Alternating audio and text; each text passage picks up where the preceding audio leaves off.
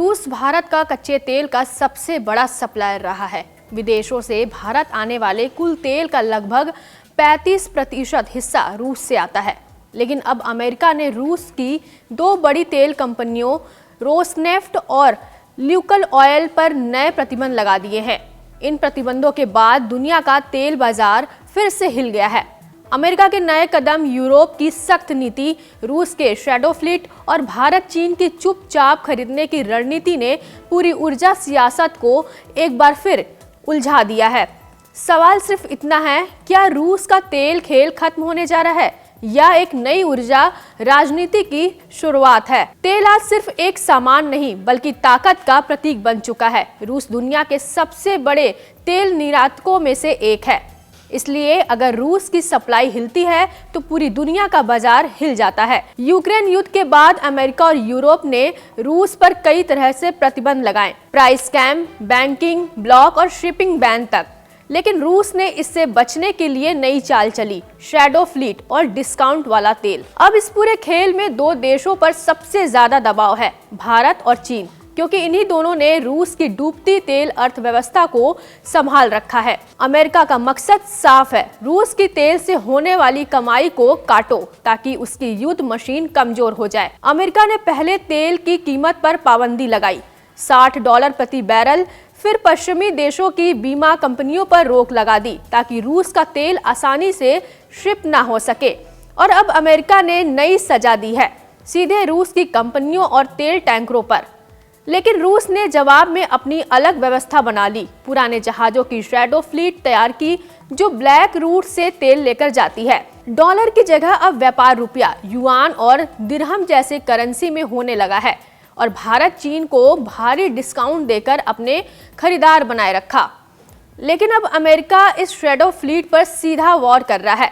इसका टारगेट है shipping, payment और बायर्स को डराना, यानी कि जो रूस से तेल लेगा हम उसके पीछे आएंगे। दूसरी तरफ यूरोप, जो कभी रूस पर ऊर्जा के लिए निर्भर था, अब पूरी तरह अलग रास्ते पर है। यूरोप का लक्ष्य रूस पर जीरो निर्भरता। यूरोपियन यूनियन पहले ही रूस से कच्चा तेल और डीजल की खरीद बंद कर चुका है। शिपिंग पर भी नए प्रतिबंध लगाए गए हैं और अब यूरोप तेजी से ग्रीन एनर्जी की ओर बढ़ रहा है। उनका साफ कहना है, चाहे तेल महंगा हो जाए लेकिन हम रूस को एक भी यूरो नहीं देंगे। यूरोप की ये नीति रूस की जेब पर सीधा वार है, लेकिन इसका असर दुनिया के बाकी देशों पर पड़ता है।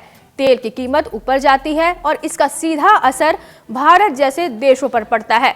अब बात करते हैं भारत की रणनीति की। भारत का रुख साफ है, पहले राष्ट्रहित फिर राजनीति।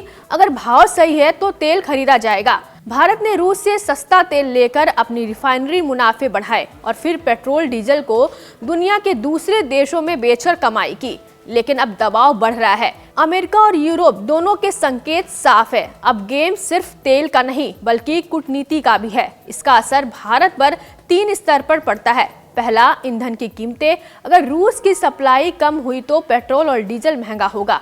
दूसरा, रिफाइनरी मुनाफा। सस्ते तेल की कमी से भारत के निर्यात में गिरावट आएगी। तीसरा, रुपए दबाव में। अगर डॉलर ट्रेड बढ़ता है तो भारतीय मुद्रा पर असर पड़ेगा। अब सवाल है, भारत की मजबूरी और फायदा क्या है? भारत की मजबूरी साफ है, देश को तेल चाहिए, वो भी सस्ता।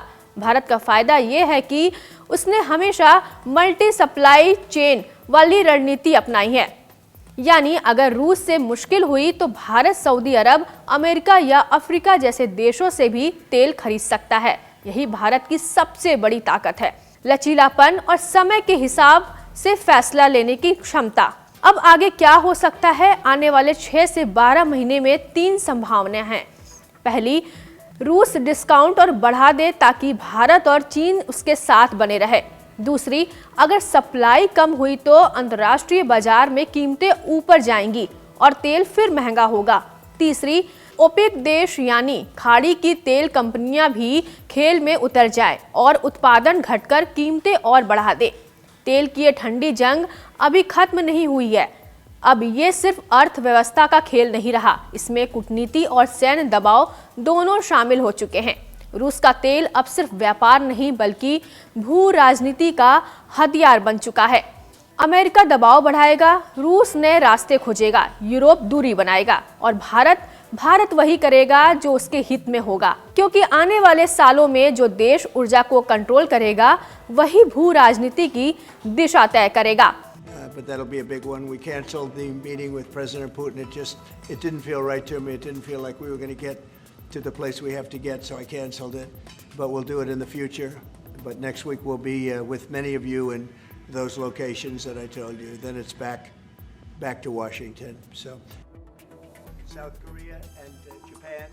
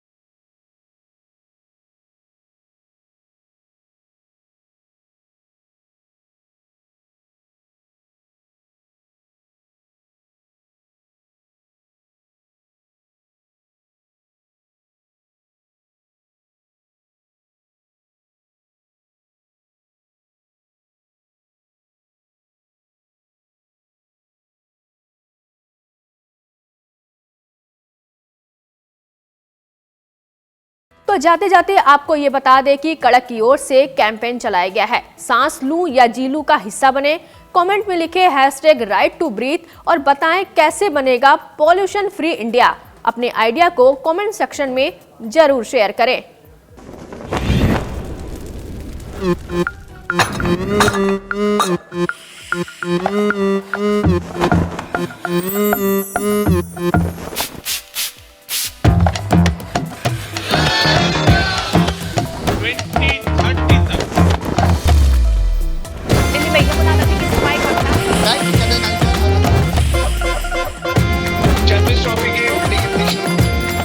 ये कड़क है।